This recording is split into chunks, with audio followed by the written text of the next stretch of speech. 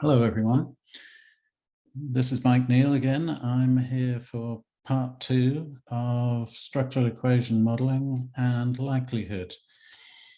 So we've been over various kinds of software that will help with model fitting to data collected from relatives or other kinds of genetic studies. And I'd now like to just sort of turn to the mechanics of maximum likelihood to give a sort of sky-high view of how the method really works. So as for example, I'm going to use the A, C, and E twin model. Such twin models are based on analyzing collections of identical and fraternal twins.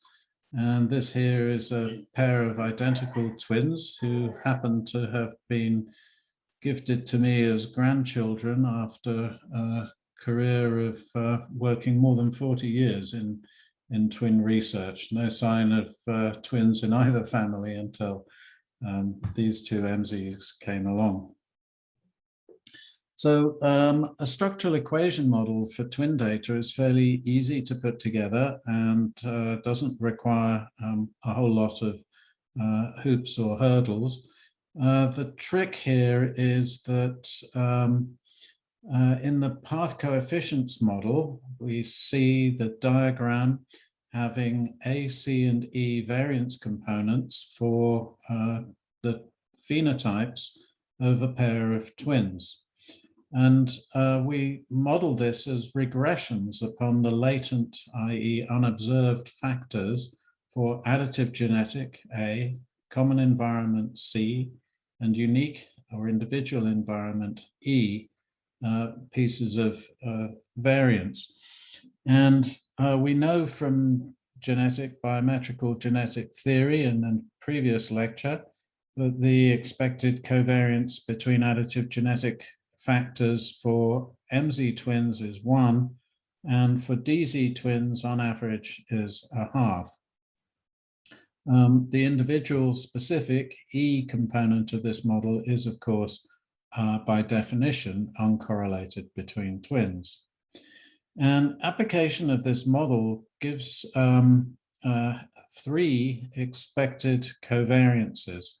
There's the covariance of the phenotypes with themselves, also known as the variance, that's var p, and that is by path analysis, just simply going up and down the arrow from phenotype twin 1 back up to the A, changing direction at the 1, coming down again gives us an A squared, and you do the same thing to obtain C squared and E squared for the expected variance. And that expected variance is the same whether you're twin 1 or twin 2, and whether you're an MZ twin or a DZ twin. So that's a prediction of the twin model, that those 4 statistics shouldn't differ from each other than by chance sampling variation. The second main statistic to look at is the covariance of identical twins, which is simply going up from phenotype of twin 1 and to the A, and then across the double-headed arrow to the A of the co-twin to give us a covariance of 1 between the A components. And again, so that's just an A squared contribution to the covariance of MZs. For DZs, that contribution is only 0.5 A squared. And this is really the beginning of very simple simultaneous equations algebra, which you could use. Doubling the difference between the covariance of MZs and DZs gives you simply A squared on the right-hand side. And that is one type of estimate of the additive genetic variance. The statistical approach in structural equation modeling takes care of a lot of otherwise kind of fiddly housekeeping. That is, it's going to give us the best joint estimate of the phenotypic variance from the 4 observed statistics that we have for twin 1, twin 2, MZs, and DZs. they're all going to jump around a little bit, but they're only expected to jump around consistent with there being chance variation between them. Anything systematic, like if there was a good deal more social interaction between MZs and DZs or something like that, those for statistics might be expected to be different, and therefore the model would fail against a saturated model where we simply estimate the MZ and the DZ variance covariance matrices with a different free parameter for each of the variances and the covariance. Okay, so this ACE model with path coefficients was extremely popular for a good 30 years of twin research. We would have struggled to find papers that weren't using this for univariate analysis of twin data. And so we decided to change it a few years ago when we figured out that there's a potential for bias to accrue because there's an implicit lower bound of 0 in the path coefficients approach. That is to say that neither A nor C nor E variance components could be negative.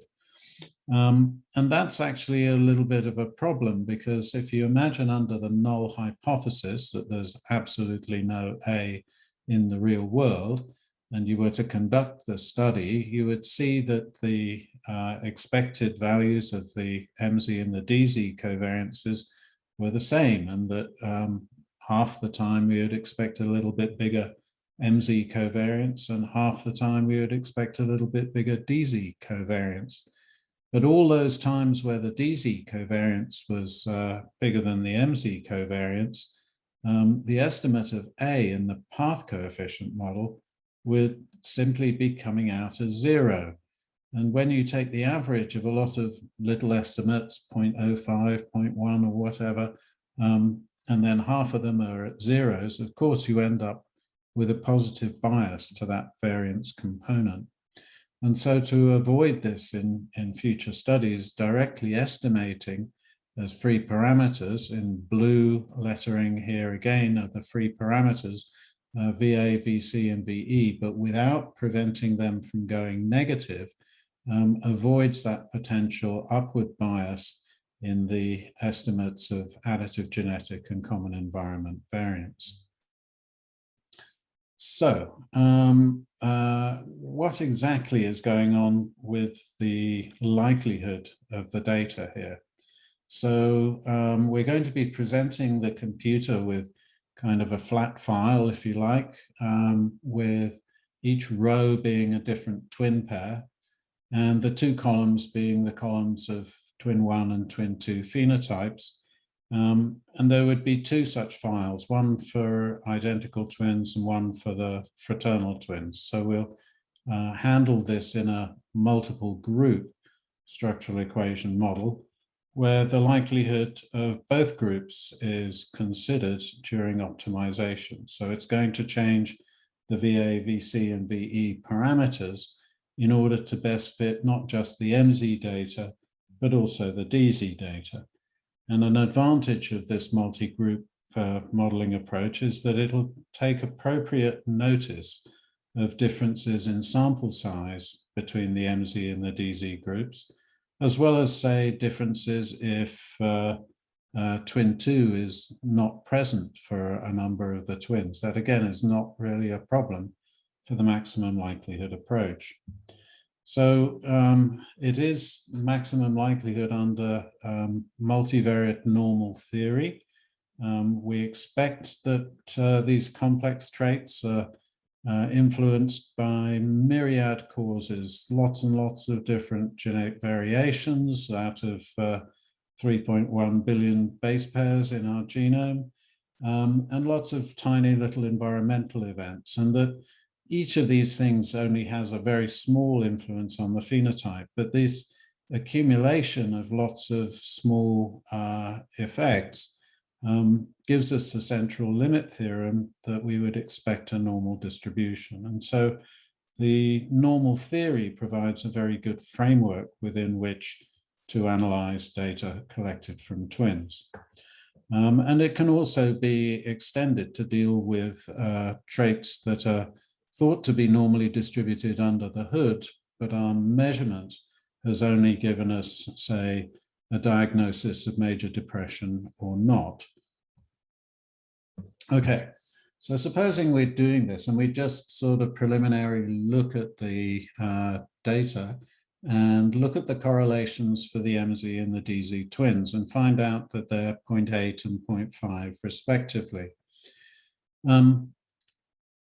We can then start to draw a rather interesting graph where we put on the x-axis the genetic resemblance between the pairs of relatives in question, and on the y-axis we put their observed phenotypic correlation.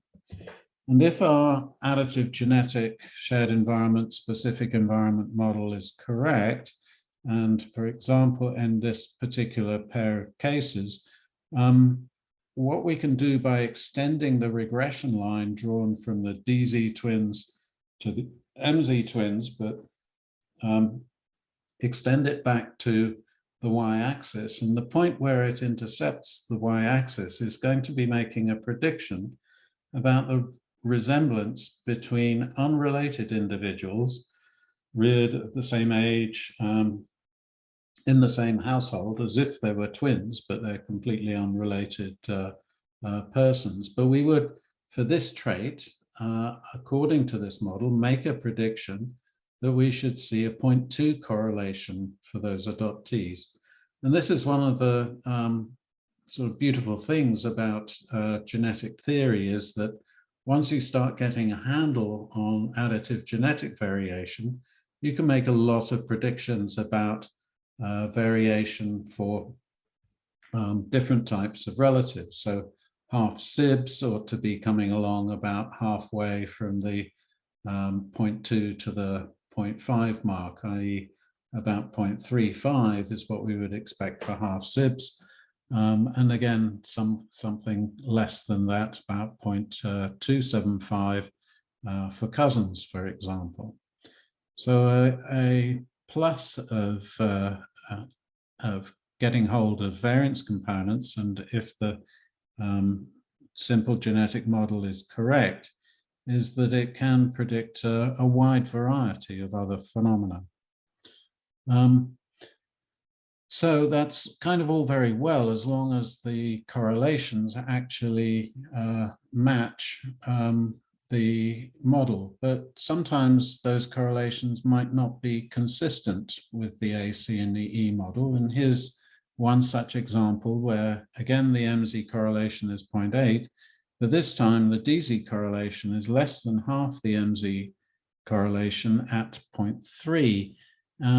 And then if we're drawing this regression line down from the MZ twins through the DZ twins correlation, we'll see the intercept on the y-axis is now at around about minus 0.2 rather than anything sensible. So it's saying that, strangely, I seem to have minus 20% of variance associated with VC, but it's kind of clearly not VC anymore, because common environment is just going to make both twins correlations increase. So there's probably something else going on here.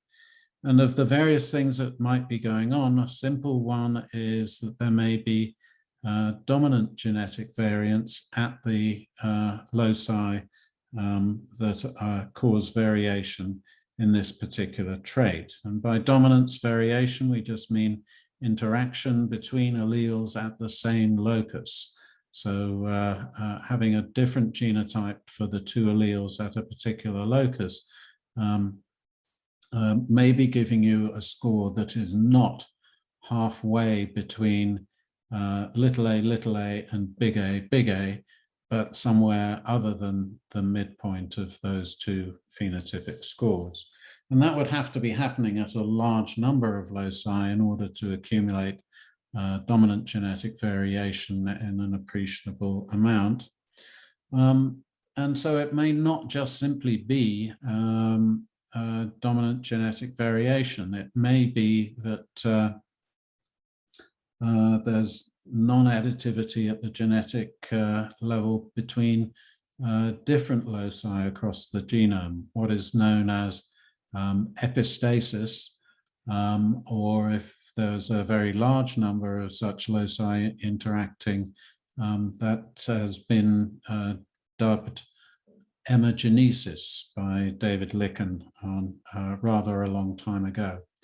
So at least some kinds of genetic non-additivity may lead to patterns of correlations for MZs and DZs that aren't necessarily consistent with the additive genetic common and specific environment model that is so widely used. So to the likelihood then of the data. Well, in the simple univariate case, if you only measured one twin, looking at the likelihood here is a fairly simple kind of case. Remember that the bell curve that you see here is the normal distribution probability density function. And to draw that curve, there is a formula, and that formula is presented on the right-hand side here for phi of x. And then we'll, the actual likelihood of our observed data point, x subscript I, is simply the height of the normal distribution curve. Of course, how high the normal distribution curve happens to be at that point depends on, first of all, where the mean is. So if mu of x was about a unit further to the right, this data point would automatically be quite a lot more likely than it is when it is a bit over a standard deviation away from the mean. And the other thing that would affect the likelihood would be the variance. So if the mean was further over to the right, like sitting pretty much directly above the pointer xi, shrinking the variance would give a much tighter normal distribution and ultimately a higher likelihood for that one data point. Of course, taking that to extreme of almost no variance, so you have a huge spike of probability right above xi, is only going to be kind of good news for that particular xi, because if there are other data points in the sample, their likelihood is going to end up being a whole less. And the joint likelihood across all of the data points in the sample is the product of the individual likelihoods. So it would be better to have, if a combined likelihood of one is divvied up into two halves, the product there would be 0.25 and still moderately likely. But if 1 point was, say, 0.9 and the other was 0.1, those two likelihoods would, when producted, end up at less than 0.1, i.e. less than half the likelihood when both points have been given a decent dose of likelihood themselves. So that's essentially what the software would be doing under the hood. But let's pull it apart a little bit further and examine that normal distribution probability density function. Okay, so it's it is just a mathematical formula. There's nothing to be scared about. There's nothing really that you wouldn't have done in grade school in terms of mathematics. First of all, we'll notice that the action in that formula is really just down to the mu and the sigma. The pi is our good old ratio of the diameter of a circle to its circumference, and E, Euler's constant, well known from the use of natural logarithms, and x is the data. So x, the observed data, we're not going to change that either. That is also essentially a constant, and you shouldn't change your data because you can get into big trouble for falsifying data. So we can consider the data as a constant as well. And that most of the action in this formula comes about during optimization we're telling the optimizer, okay, you can fiddle with mu and you can fiddle with sigma, the variance, in order to get the best fit to the whole sample of data points. And a real beauty of the mathematics here is that this approach works regardless of how many variables you're analyzing at the same time. So even when we're doing just one variable at a time with a univariate twin model, there are actually two twins, and so we're going to need the bivariate normal distribution, and we can have a look at that. So that formula that was in terms of constants that we know gets a little bit more complicated in the multivariate case. We're going to use the determinant of the expected covariance matrix. That's the predicted MZ or DZ variances and covariance. And we're also going to use the inverse of that matrix in forming the kind of weighted deviations from the mean of each of the data points. So X here is a 2x1 data vector for the two scores for the members of a twin pair. Mu are the corresponding expected means, and usually in twin studies, that's twin 1 and twin 2 mean is the same. And sigma is the covariance matrix with the expected variance of twin 1, the expected covariance between the twins, and then the expected variance of twin 2, recalling that those expectations under the simple ACE model are going to be the same. But under the saturated model, we could in principle estimate both means, both variances, and the covariance. So in principle, there are kind of 5 distinct statistics that we might be fitting the model to.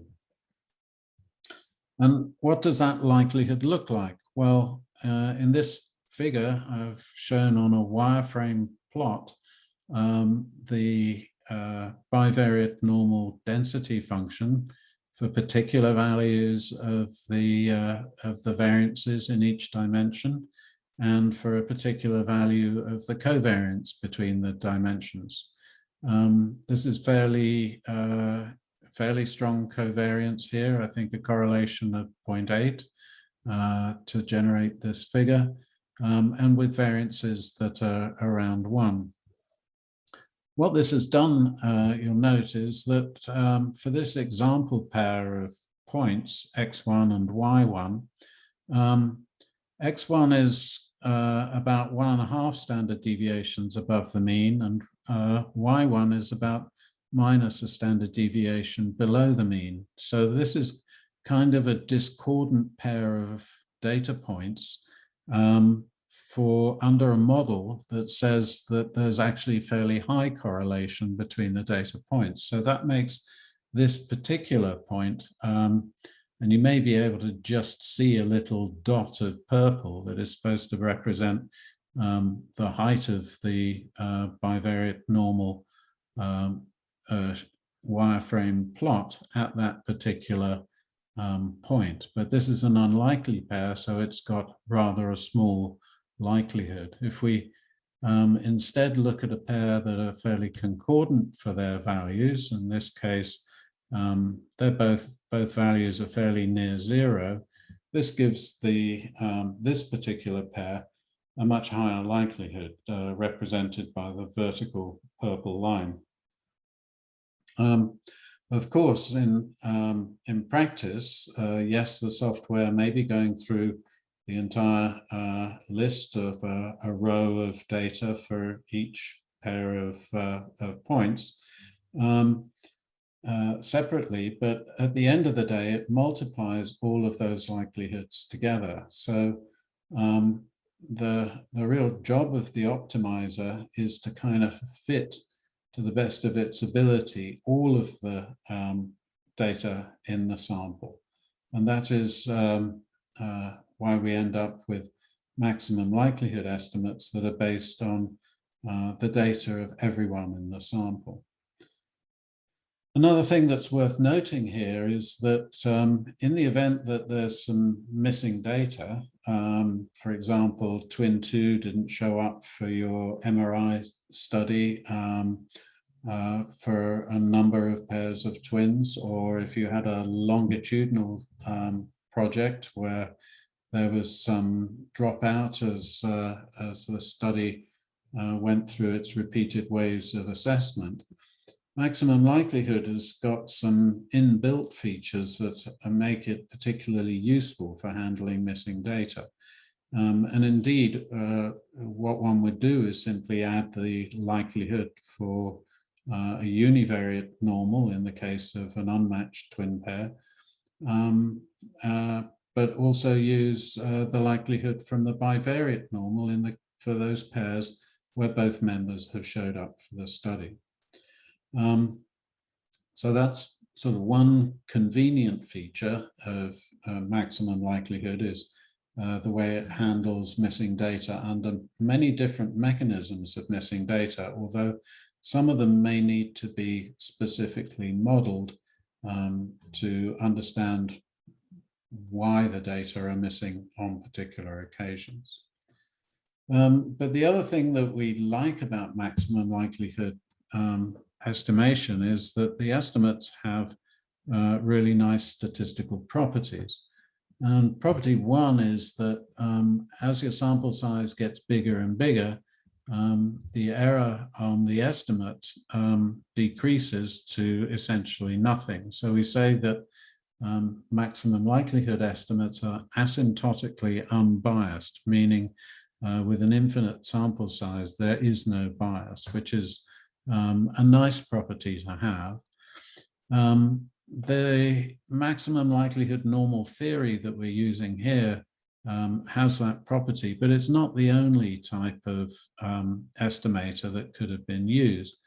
And if you think about how we're calculating that variance, if instead of squaring the differences from the respective means, we were to just sum the absolute values and then divide by the number of observations as an alternative estimator, that too would be asymptotically unbiased. It would get us the right estimate in the long run. But the trouble with it is that it would be less accurate. So if you imagined running your study 100 times, and you looked at how much variation there was in the estimates from that you'd find that, wow, the maximum likelihood estimates have a smaller variance than any other kind of estimate we choose to use that has the property of being asymptotically unbiased. So we say that it has minimum variance of all unbiased estimators. But that really means it's what we would say efficient, that it is using the information for maximum benefit. As I've already mentioned, the handling of missing data is particularly useful for studies of relatives with unbalanced pedigrees. Some people have got 20 cousins and others haven't got any at all, and analyzing irregular pedigree structures like that is very much facilitated in maximum likelihood, full information maximum likelihood estimation. And that we can also have a pretty good shot at dealing with missing data. Okay, that's it from me. Thank you for your attention.